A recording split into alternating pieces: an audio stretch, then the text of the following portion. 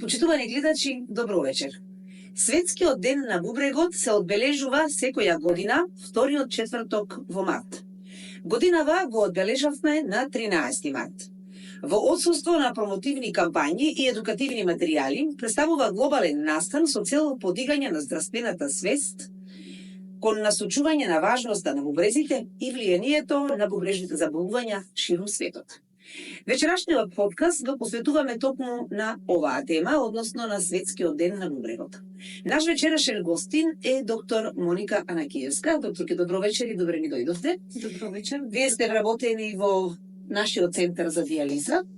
Кажете ни всушност што представува тој центар? Нашиот дијализен центар представува единствена ренален провайдер во Источна Македонија, кој нуди ренална нега на пациентите кои што се со терминален стадиум на бултожно заболување и моментално сме достапни по 9 центри во 8 градови во нашата земја, вклучително и Скопје, нашиот град Делчево, Кочани, Штип, Струмица, Гевгерија, Крива Паланка и Куманово.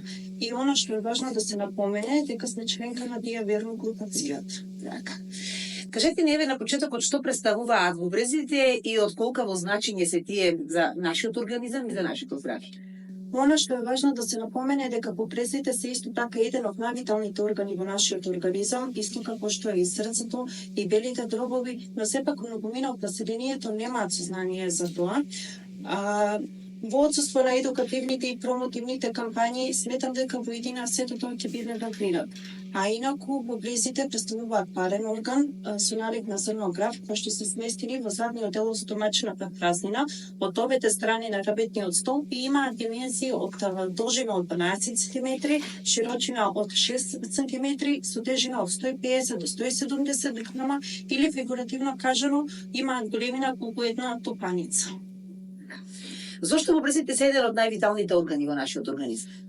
Бубрезите се еден од највиталните органи во нашиот организам, бидејќи тие обавуваат голем број на функции и улоги во нашето тело, а затоа воопшто и да не сме ниту свесни.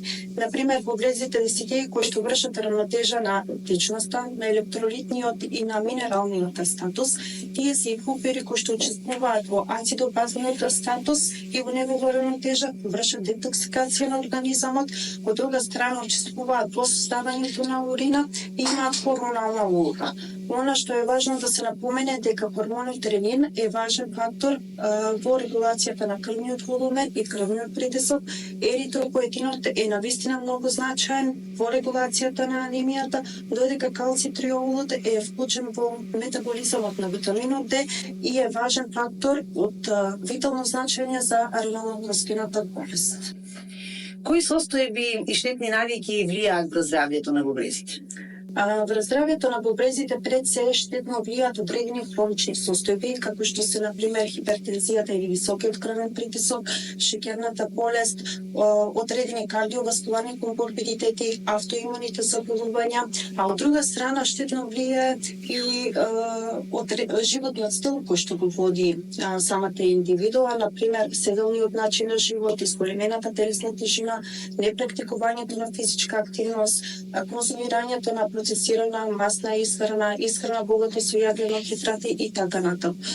Заборавивме да напоменеме дека на бубрезите исто така влијае и генетската компонента, која што е во мал процент, меѓутоа не смееме да ја изоставиме, а тоа се полицистичната болест и гломерулопатиите. Пред да почнеме со снимањето, зборувавме нешто околу користењето на солта, колку таа е штетна за бубрезите или колку е дозволено да пресуваме сол во организмот, за да ги заштитиме бубрезите. Кога станува збор за дијализната популација, за пациенти кои што се со одреден стадиум на бубрежно заболување, за пациенти кои што моментално се со предијализно следено страна на нефролог е од клучно значење за рестрикцијата и внесок на сол во исхраната. Обично и на нашите дијализни пациенти им препорачуваме храната секој пат да биде зачинета со одреден тип на зачини, а да се изостави зголемената употреба на самата сол. Постојат и одредени статистички податоци кои што укажуваат дека дневната употреба на 2 до 3 грама на сол е сосема безбедна. Кои се водички причини кои допринесуваат тоа оштетување на бубрезите? Како водички причини кои што може да допринесат до оштетување на бубрезите се пред високиот крвен притисок или хипертензијата и дијабетесот. Дијабетес тип 1 и дијабетес тип 2, кои што предизвикуваат оштетување на самите бубрези, а од друга страна предизвикуваат и нарушување на бубрежната функција. Кој се може да биде засегнат кога е бубрежната болест во прашање? Кога е бубрежната болест во прашање, засегнати се и двата пола и сите возрастни групи, меѓутоа оваа болест е далеку повеќе застапена како возрастната популација, односно популацијата над 65 години, кај одредени малцинства и кај лица кои што страдаат од одредени хронични состојби, како што се хипертензијата и дијабетес. Кажете ни сега кои се првите симптоми или кои се знаците кои што кажуваат на болест на бубрезите? Како можеме без лекар да приметиме дека нешто се случува со нашите бубрези? На почетните стадиуми на болеста не даваат никакви симптоми, односно болеста има асимптоматски тек. Хроничната бубрежна болест често пати представува и подмукла болест и таа не дава симптоми се до терминалниот стадиум. Меѓутоа, односно првичните симптоми кои што може да се појават се на пример како замор, малаксаност, истоштеност, задршка на течности во организмот, појавата на отоци, укачување на крвниот притисок, од друга страна се оптоварува функцијата на срцето, доаѓа до пореметување на срцевиот ритам. Одредена група на пациенти можно е да чувствуваат и гушење, но тоа настанува како резултат на акумулација на течности во ниво на белите дробови, како белодробен едем или плеврална инфузија. Понатаму се јавуваат и знаци за анемија, односно нисок хемоглобин, нисок број на црвени крвни зрнца, нисок хематокрит. Анемијата е еден од знаците дека може би станува скоро со одредено нарушување на бубрезите. Понатаму појавата на коскената болест, појавата на нервно-мускулни пореметувања и промената во волуменот на урината. Например, или отсуство на мокрење, зачестено мокрење, присутните гоби во текот на мокрењето или мокрење во текот на ноќта. Че опфатено цел организам. Да. Системска болест што пати цело. Кои до исследување или лабораториски тестови не се означени со цел да се направи првична проценка за здравјето на бубрезите? Првиот контакт на пациентот е со лекарот по општа пракса или кај неговиот матичен лекар и тој зема првично анамнестички податоци кои што се однесуваат на самиот пациент, например возраста, висината, тежината. Понатаму пациентот зема и одредени информации за животниот стил на самата индивидуа, дали практикува физичка активност, пушење, битна е овде исто така и генетската компонента, дали во потесното семејство се присутни одредени заболувања како дијабет тип 1, тип 2, висок крвен притисок, кардиоваскуларни заболувања, автоимуни заболувања, дали во семејството е присутна и некоја генетска компонента како што се гломерулопатиите или полицистичната болест. Доколку станува збор за припадничко и понешниот пол, се зема информации за бројот на бременности, како протекол самата бременост, дали истата била пропратена со висок крвен притисок, со гестацијски дијабет, со екламсија или преекламсија. Понатаму, следно на кое што го патуваме самиот пациент се лабораториските анализи, односно тоа се рутински проверки на крвта и на урината, питани се деградационите продукти како уреа и креатинин, потоа албуминуријата, лекарот е тој кој што ќе пресмета гломеруларна филтрационарната, може да се употреби исто така и егосонографскиот преглед и тоа е така. Дали доколку користиме некои видови на лекови, на лекарства, може да ни влијаат лошо или да ги оштетиме бубрезите? Да, земањето лекови на своја рака може сериозни последици да остават при здравјето на бубрезите, пред се доколку се земаат без препорака на лекар или на фармацевт, или доколку истите не се земаат согласно паствата кои што ни се дадени. Тука пред се спаѓаат антибиотиците, аналгетиците, односно лековите за болка и лековите од нестероидната антиинфламаторна група на лекови. И важно е да се напомене дека ниту витамините, ниту суплементите никој пат не треба да се земаат на своја рак.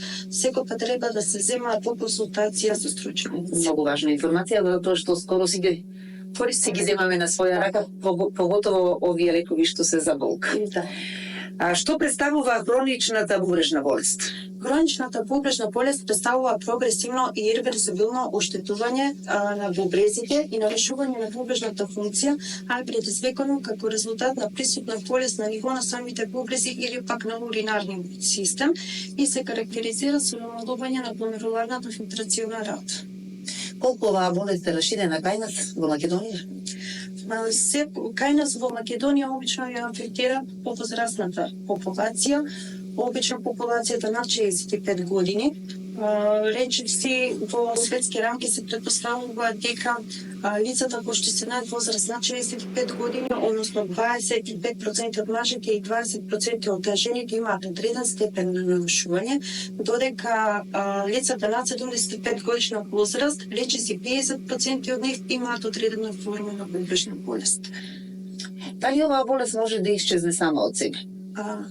Хроничната бубрежна болест не може да исчезне самата од себе и она што е важно да се напомене дека има што да се појави, не исчезнува туку со одреден тип на темпо, дали побрзо или побавно, сепак прогредира кон терминален стадиум на болеста, кој што е животозагрозувачки и тогаш е неопходно лекување, дали со дијализа или со трансплантација. Што е неопходно да се предвиди кога станува збор за хроничната бубрежна болест?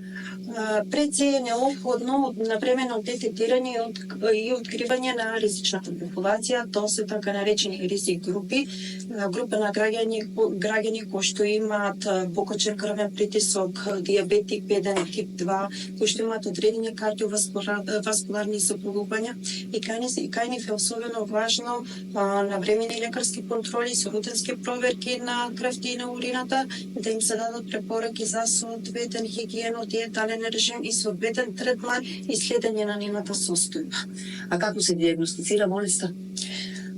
Хроничната бубрежна болест поглавно се диагностицира на многу лесен и едноставен начин. Таа се диагностицира пред се со лабораториски анализи, односно преку проверките на нивото на деградационите продукти, тоа се уријата и креатининот, понатаму се врши и биохемиски анализи на самата урина, се прати присуството на протеинурија и екосонографскиот преглед исто така може да ни даде доста голем број на информации за состојбата на бубрезите, бидејќи овде се гледа големината, формата на самите бубрези, се прати состојбата на паренхимот и така натаму. Меѓутоа постојат и голем број на останати методи, и инвазивни, и неинвазивни, на кои што може да се опати понатаму пациентот, но со одлукање или на лекарот доколку има потреба. Постојат ли некои начини да се спречи оваа хронична бубрежна болест? Секој пат е подобро да се спречи отколку да се лекува некоја состојба и конкретно кога станува збор за хроничната бубрежна болест, од една страна може да се спречи затоа што можеме да влијаме на нејзино прогредирање и да се намалат компликациите кои што може да произлезат од нејз. Например, навремено регулирање на крвниот притисок, регулирање на нивото на шеќер во крвта, практикување на одредена физичка активност, примена на здрава балансирана исхрана со зеленчук и овошје и одржување на здрава телесна тежина. Што е неопходно за изведување на хемодијализа? За изведување на хемодијализа пред се е потребно да имаме соодветен апарат кој што ќе овозможи соодветно филтрирање на крвта со цел да се отстрани вишокот на течност и отпадните материи од организмот. Понатаму е потребно да имаме соодветен васкуларен пристап кој што ќе овозможува доволен проток на крв, кој ќе се движи напор од телото на пациентот со помош на крвната пумпа. Постојат три типа на васкуларни пристапи и тоа се артериско-венска фистула, артериско-венски графт и централно-венски катетер. Артериско-венската фистула представува златен стандард во дијализното лекување и представува субкутано спојување на два крвни садови, најчесто тоа се артерија или вена. Кој тип на крвни садови ќе биде употребен, одлучува интервентен нефролог, отколку преходно ќе направи процена на самите крвни садови. Обично таа се креира на недоминантната рака и во пределот на подлактицата. Исто така артериско-венската фистула од една страна има и голем број на предности за самиот пациент. Например, таа му овозможува подолг животен век, ги намалува компликациите, ги намалува стапките на хоспитализација, а од друга страна му овозможува подобар квалитет и повисок комодитет на самиот пациент. Како недостаток може да се смета тоа што е потребно за нејзина матурација најмалку 21 ден, а по потреба и подолго, и во текот на првата конвулација, во текот на првите боцкања, самиот пациент има субјективно чувство на болка. Кога станува збор за артериско-венскиот графт, е важно да се напомене дека постојат пациенти кои што во зависност од состојбата на крвните садови не може да се креира артериско-венска фистула и тогаш со помош на графт се врши подврзување на артеријата и на вената. овој графт или овој васкуларен пристап се пунктира или се каналира на сличен начин како и самата фистула, меѓутоа има пократок век на траење. Кога станува збор за централно венскиот катетар, важно е да се напомене дека станува збор за пласирање на катетри во централните венски грабни садови и тие може да бидат феморални, субклависки или пак југуларни. Технолошкиот развој им овозможува тие да бидат изработени од соодветни материјали кои што имаат ниска алергиска активност. И овие катетри може да бидат исто така од времен карактер и може да бидат од траен карактер. Од времено обично се користат како привремена алатка се до моментот до креирање на траен пристап, а во случаеви кога се исцрпени васкуларните патишта, во тој случај се поставува и траен васкуларен пристап, така наречен тунализиран катетар. На кој начин се лекува пациентот со ваква болест? Кога пациентот веќе ќе биде во фаза на терминален стадиум на пообична болест, во таа фаза лекувањето се одвива на два начини, или со трансплантација или со диализа. Кога станува збор за трансплантацијата, може да се напомени дека таа може да биде од жив донор. Од жив донор може да биде како сродна и несродна. На сродна се мисли доколку пациентот е во крвно сродство со дарителот на бубрегот, а несродна доколку не е во крвно сродство или доколку нема донатор на бубрег не е од жив донор. Во тој случај се одбира кадаверична трансплантација, односно трансплантација од починат. И во тој случај се врши халатипизација, односно одредени испитувања и со цел за да се види дали потенцијалниот бубрек е компатибилен. Она што е особено значено е дека по трансплантацијата самиот пациент е неопходно да зема имуносупресивна терапија. Додека пак хемодиализата представува отстранување на штетните материи од организмот на човекот и постојат два модалитета, тоа се хемодиализа и перитонеалната диализа. Кога станува збор за хемодиализата, важно е да се напомене дека овде се користи апарат кој што помага во филтрирањето на крвта и неопходните материи од организмот со цел да се отстрани више догматичности, а од друга страна перитонеалната диализа се занимава со филтрирање на крвта во стомачната празнина на пациентот. Што е неопходно за превенција и пролонгирање на состојбата на хронично бубрежната болест? Како што напоменавме предходно, битно е да се детектираат и навремено да бидат откриени ризик групите, да им се дадат соодветни препораки за соодветен хигиено-диетален режим и соодветен третман, да се регулира нивото на гликемија, на висококрвен притисок, исто така доколку единката има, понатаму да се практикува редовно физичка активност, преку здраво избалансирана исхрана. Цигарите се исто така битен фактор кој што може да ги оштети крвните садови на врезите, па затоа е битно да се направи рестрикција и да се ограничи внесот на сок во организмот. Според вас, колку делчевчани се грижат за здравието на нивните бубрези? Моето мислење овде е поделено затоа што постојат две категории на граѓани. По првата категорија во главновите спаѓа помладата популација. Тоа е популацијата која што има на некој начин повисоко ниво на здравствена свест. Согледувам дека обавуваат редовно лекарски контроли, редовно се придржуваат препораките од страна на лекарот, да спроведуваат редовни рутински контроли на крвта и на урината. Гледам дека голем број на одредени пациенти кои што се припадници на ризик групите и кои што имаат одредени хронични состојби сепак се доиследуваат со невролог, и она што е особено важно дека голем број помладата популација има и свој нутриционист или диетичар, односно нивната состојба сепак ја следи и нутриционист. Од друга страна, гледам дека на територијата на Делчево имаме и голем број на спортски објекти и терени и голем дел од младите, па дури во возрастната популација се занимава и рекреативно со спортска активност. Додека од друга страна пак имаме и пациенти како што 90% од нив остануваат недиагностицирани до последниот терминалниот стадиум. Тоа се пациенти како што За жал не се информирани дека се веќе во фаза на дијабет или предијабет, не се информирани за штетните ефекти кои што ги има високиот крвен притисок врз нашиот организам и врз нашите бубрези, и не се запознани и со фактот дека треба редовно да се зема антихипертензивната терапија, дури во ситуации кога се чувствуваме добро и немаме никакви терапии. Што е неопходно за превенција и пролонгирање на состојбите на хронично бубрежната болест? Секој пат им велам на нашите пациенти, па и на останатите мои познаници и пријатели, дека треба да се почитуваат 8 правила, 8 златни правила, кои што јас така ги нарекувам, а тоа се практикување на редовна физичка активност, пливање, пешачење, планинарење, правењето на лесни аеробни вежби, прошетки во природа со пријателите или со семејството, потоа да се избегнува преработена, масна, процесирана исхрана која што е богата со јаглено-хидрати, да се користи балансирана исхрана која што изобилува со зеленчук и овоше, да се одржува здрава телесна тежина, да се направи рестрикција на внесот на сол, да се намали со пушење и да се пие доволна количина на аптечности. Колку имате пациенти вие во Центарот за дијализа моментално?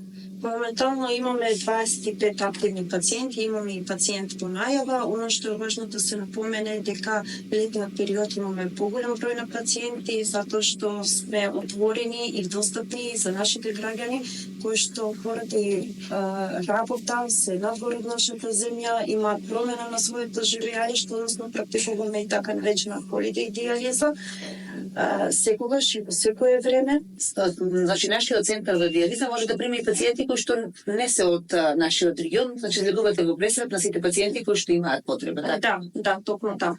Како функционира нашиот центар за дијализа? Нашиот центар за дијализа е вообичаено го покрива источниот регион, нели? Тој е Пијаничко-Малешевскиот регион. Ние сме достапни во 4 општини, а тоа се Делчево, Македонска Камерица, Пехчево и Пирово. Работиме во 4 смени и тоа понеделник, среда и петок прва и втора смена, и вторник и четврток и сабота прва и втора смена. Во нашиот центар за дијализа пациентите, претпоставувам, ги имаат сите услови за да чувствуваат убаво, удобно. Да, ги има сите услови. Она што е важно дека имаат и обезбеден превоз кој што ги зема од местото на живење до дијализниот центар и по завршување на третманот, бидејќи представува долг изцрпувачки процес, повторно ги враќа дома. Имаме обезбедено редовен оброк секојдневно со сите наши пациенти. Во текот на самата дијализна сеанса нудиме и одреден биолог, кафе, чај или слично за нашите пациенти. Се да направени те да се чувствуваат удобно. Дали постојат некои планови за проширување на центарот? Да, секако постојат. За крај кажете ни една порака до сите наши сограѓани за тоа како да си ги чуваат своите бубрези. Јас би им пропорачала на нашите граѓани секој пат да инвестираат во себе и во сопственото здравје, бидејќи инвестицијата во сопственото здравје е највредната инвестиција. Секој пат здравјето да биде на прво место, бидејќи здравјето се чува секојдневно, не во тој момент кога веќе ќе биде изгубено. Инаку, според Светската здравствена организација, здравјето не представува само отсуство на болест, туку ние треба секојдневно да се трудиме кон негово одржување и напредување. И оно што е особено важно, би напоменала дека здравјето представува круна на еден човек кој само болниот може да ја види. Иако во овој наш подкаст темата ни е за бубрезите, тука некаде на крајот од нашиот разговор би сакала да спомнам и нешто друго, покрај тоа што сте доктор во слободно, и ако сте зафатени, би рекла, поголем дел од денот, сепак вие сте и голем љубител на книгите. Знам дека многу сакате да читате, бевте избрани за читател на годината од јавната локална библиотека, или да им кажете од каде љубовта кон книгите и колку книги имате дома? Вака, кога станува збор за читањето, можам да кажам дека со книгата се дружам уште од најрана возраст, уште во текот на моите први училишни денови. Забележав, покажуват повеќе интерес кон самата книжевност и кон литературата, и секој слободен момент кој користев за читање на книги. Моментално дома имам околу 460 книги и мојата скромна библиотека секој ден ја надокнадувам. И она што особено важно да се напомене дека читањето е моето хоби и тоа представува фузија помеѓу мојот професионализам и мојата желба за понатамошна едукација и напредок. Што има повеќе во вашите полици дома, телели или романси? Вака, не сум љубител многу на трилерите, јас лично преферирам белетристика, предишни романси, а од друга страна и сум љубител на популарната психологија. Секој пат може да се научи нешто ново од било која друга книга. Благодарам за овој разговор. Да се надеваме дека следната година Светскиот ден на бубрегот ќе биде одбележан со многу повеќе едукативни работилници, и трибини и пропаганден материјал, се што би било корисно да го научите, да го знаат сите граѓани и сите пациенти. Ви благодарам уште еднаш. Благодарам на памна покана. Вам, почитувани гледачи, ви благодарам за вниманието. Поздрав до хотел Либеро. Ние се дружиме за 7 дена. Добра ноќ.